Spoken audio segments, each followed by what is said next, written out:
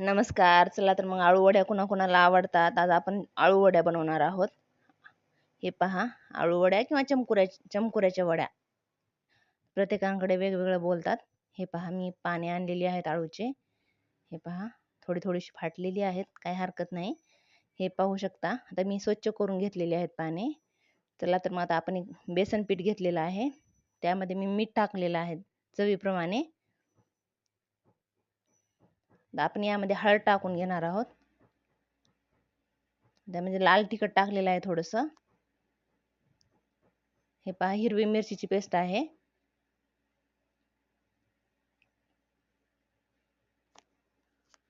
यामध्ये आपण जिरे टाकलेले आहेत. काही जिऱ्याची पावडर टाकून घेतलेली आहे 1 चमचाभर. आता यामध्ये आपण पांढरे तीळ टाकलेले आहेत. पाहू शकता, याच्यामध्ये मी 2 चमचे गूळ टाकलेला आहे. आता आपण यामध्ये अर्धा लिंबाचा रस पिळणार आहोत.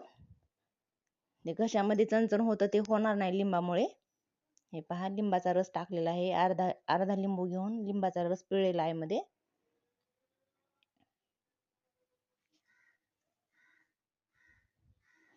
यामध्ये लसणाची पेस्ट टाकलेली आहे.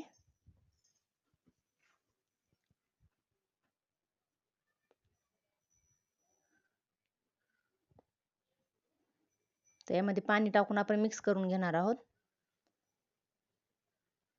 हे पहा, हातानेच मिक्स करत आहेत. सासूबाई बनवत आहेत या वड्या. खूप छान बनवतात.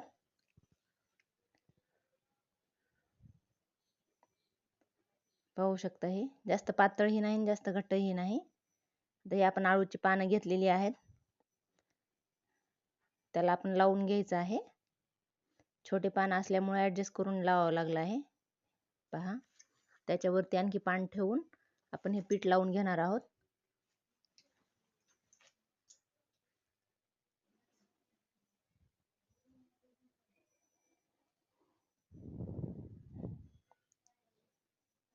पाच ते 6 थर करू शकतो. त्याच्यापेक्षा जास्तही आपण जमलं तर करायचं. हे पहा, आता आपण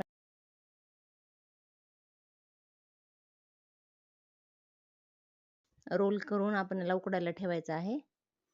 पाहू शकता, हे रोल झालेले आहेत.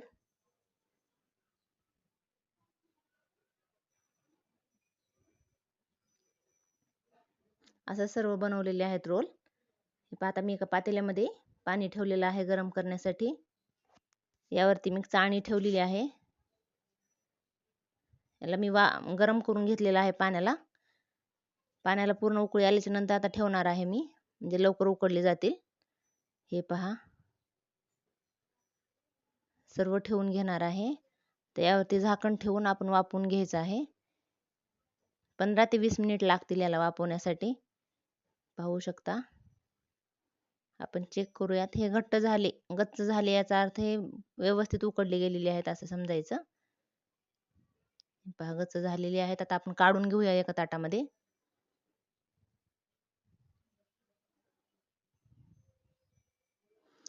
हे थंड झाल्याच्या नंतर कट करून घ्यायचे. थंड झालेले आहेत. आता मी वड्या पाडून घेत आहे याच्या.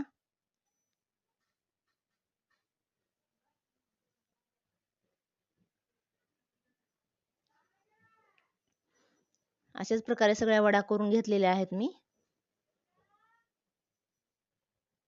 तेल गरम झालेलं आहे. आता या तेलामध्ये आपण तळून घेणार आहोत.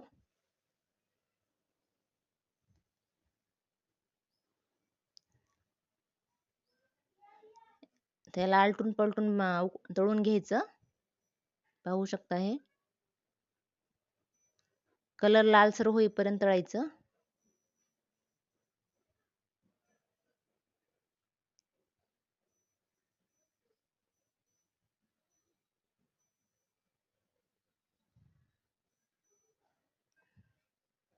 हे पहा, थोडासा चेंज झालेला आहे कलर. आपण आणखी थोडासा वेळ ठेवून घेऊयात.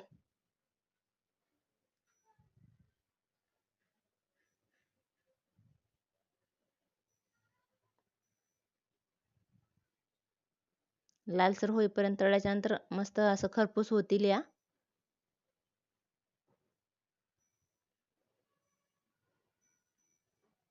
हे पहा आता व्यवस्थित कलर आलेला आहे. आता आपण काढून घेऊया त्याला.